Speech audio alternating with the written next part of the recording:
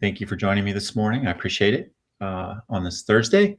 Got a great video for you this morning, and it's going to take up most of our session. So enjoy this.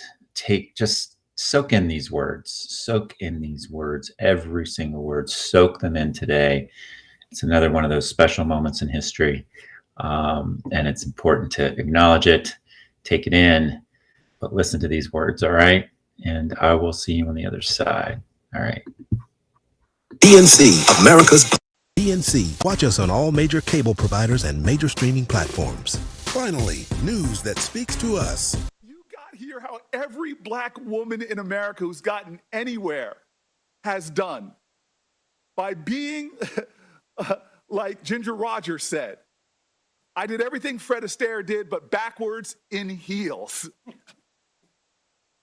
And so I'm just sitting here saying, nobody's stealing my joy. Nobody's going to make me angry, especially not people that are called in a conservative magazine demagogic for what they're bringing up that just doesn't hold water. I'm not going to let my joy be stolen because I know you and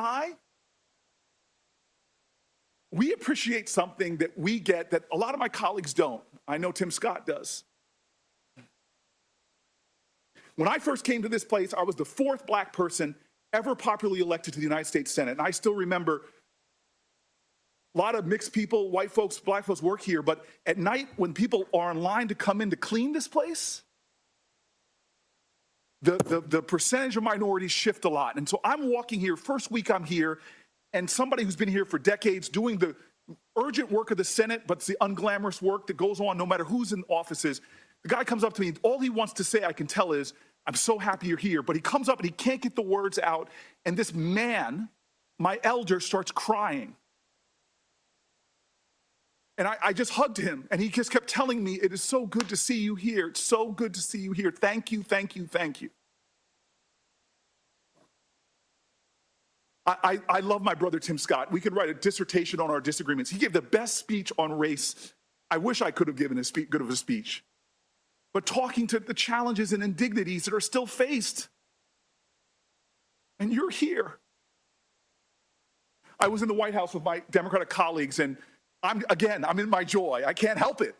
and the president's asking our advice, who should we nominate and whatever. And I look at Kamala and we have a knowing glance, which we've had for years when she and I used to sit on this end of this committee at times. And then I try to get out to the president what it means. What it means.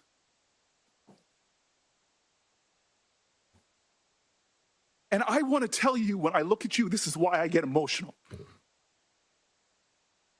I'm sorry, you're a person that is so much more than your race and gender. You're a Christian, you're a mom, you're an intellect, you love books. But for me, I'm sorry, it's hard for me not to look at you and not see my mom, not to see my cousins, one of them who had to come here and sit behind you. She had to have your back. I see my ancestors and yours. Nobody's going to steal the joy of that woman in the street or the calls that I'm getting or the texts. Nobody's going to steal that joy. You have earned this spot. You are worthy. You are a great American. Your hero is Constance Baker Motley. Mine, she has sat on my desk for my offices that I've held. She's my icon of America. Her name is Harriet Tubman. There is a love in this country that is extraordinary. You admitted it about your parents. They loved this nation, even though there were laws preventing them from getting together. When they were loving, there were laws in this country that would have prevented you from marrying your husband. It wasn't that long ago, it was last generation. But they didn't stop loving this country, even though this country didn't love them back. And what were the words of your heroes and mine? What did Constance Baker Motley do? Did this country that she saw insults and injuries, when she came out of law school, law firms wouldn't even hire her because she was a woman. Did she become bitter? Did she try to create a revolution? No, she used the very constitution of this nation She loved it so much, she wanted America to be America.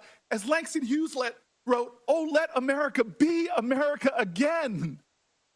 The land that never has been yet, but yet must be the land where everyone is free." Oh, yes, I say it plain. America never was America to me, but I swear this oath, America will be.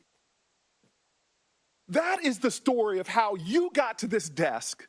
You and I and everyone here, generations of folk who came here and said, "America, I'm Irish." You may say, "No, Irish or dogs need to fly," but I'm going to show this country that I can be free here. I can make this country love me as much as I love it.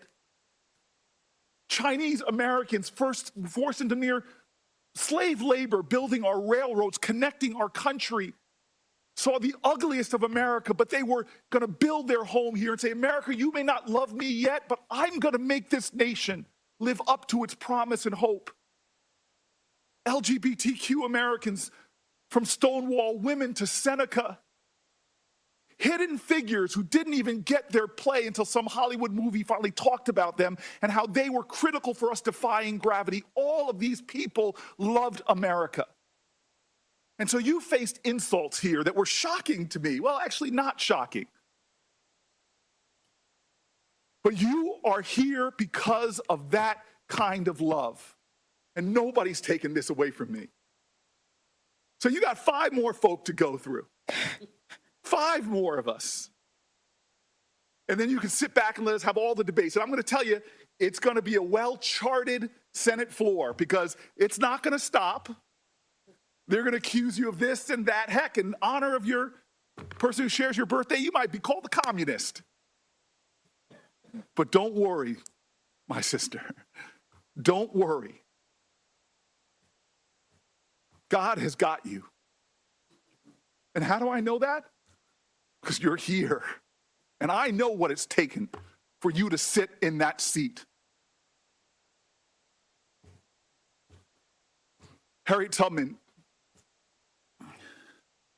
is one of my heroes because the more I read about this person, the more, she was viciously beaten. For her whole life, she used to fall into spells, cracked skull. She faced starvation, chased by dogs. And when she got to freedom, what did she do? Did she rest? No, she went back. Again and again and again. The sky was full of stars, but she found one that was a harbinger of hope for better days, not just for her and those people that were enslaved, but a harbinger of hope for this country. And she never gave up on America. She fought led troops in the Civil War. She was involved in the suffrage movement. And as I came back from my run, after being near assaulted by someone on the street, I thought about her and how she looked up. She kept looking up. No matter what they did to her, she never stopped looking up. And that star, it was a harbinger of hope. Today, you're my star. You are my harbinger of hope.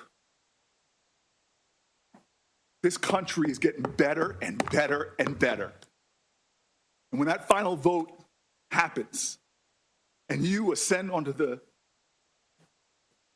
highest court in the land, I'm going to rejoice.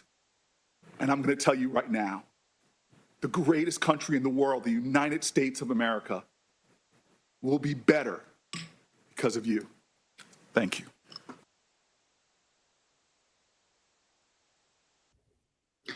United States of America will be better because of her.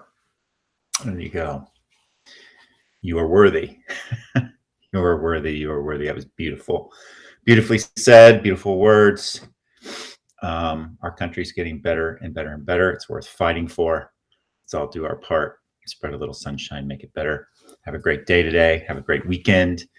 I will see you on Monday. Remember, even when it's really damn cloudy out, the sun is always shining, and you are the sunshine. Love you.